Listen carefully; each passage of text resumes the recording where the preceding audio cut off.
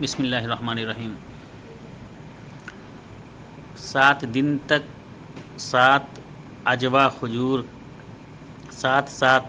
کھجور ڈیلی کھانے سے کوڑھ کے بیمار کے لیے شفا یابی ہے، ان کے لیے فائدہ ہے۔ یہ حدیث حضرت عائشہ صدیقہ رضی اللہ تعالی عنہا سے مروی ہے کہ نبی کریم صلی اللہ علیہ وسلم نے ارشاد فرمایا، ينفع من الجزام ان تأخذ 7 ثمرات من اجوة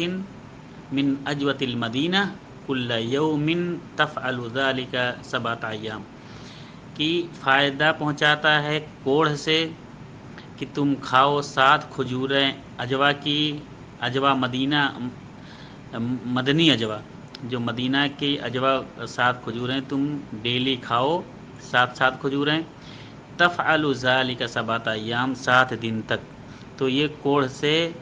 کوڑھ کی بیماری سے فائدہ پہنچاتا ہے۔ یہ حدیث کنز العمال میں ہے، اور اسی طرح سے ابن عدی نے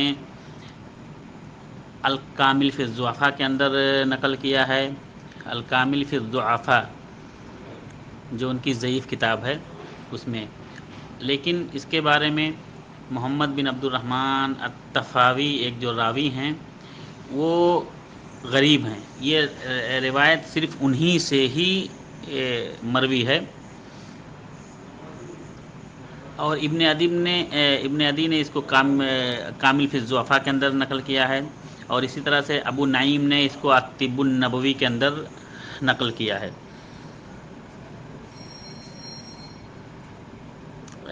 ابن عدی رحمہ اللہ کہتے ہیں کہ حدیث نقل کرنے کے بعد کہ مجھے علم نہیں کہ اس روایت کو اس سند سے محمد بن عبد الرحمن طفاوی کے علاوہ کسی اور نے روایت کیا ہو، اور محمد بن عبد الرحمن طفاوی کے پاس ایسی غریب اور منفرد روایات ہیں جو قابل برداشت ہیں، اور میں نے اس روایت میں متقدمین کا کلام نہیں دیکھا، اور ابن معین نے اس کے بارے میں فرمایا کہ صالح ہے،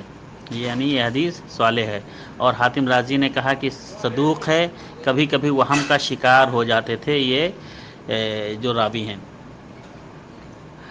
عبد الرحمن طفاوی۔ اور لیکن اسی طرح کی ایک حدیث صحیح بخاری کے اندر ہے جو متفق ہے اور بالکل ہی صحیح ہے، کہ اللہ کے رسول صلی اللہ علیہ وسلم نے ارشاد فرمایا، من تسبح کل یوم 7 تمرات اجوتن، جو ہر روز صبح کے دن 7 کھجور کھاتا ہے اجوا کی، لم یضرہ فی ذلک الیوم سم ولا سحر، تو اس دن اس کو نہ کوئی زہر اثر کر سکتا ہے اور نہ کوئی جادو اثر کر سکتا ہے۔ یہ حدیث صحیح بخاری کی ہے، اس میں کسی کا اختلاف نہیں ہے، اور اجوا کی برکات ہیں،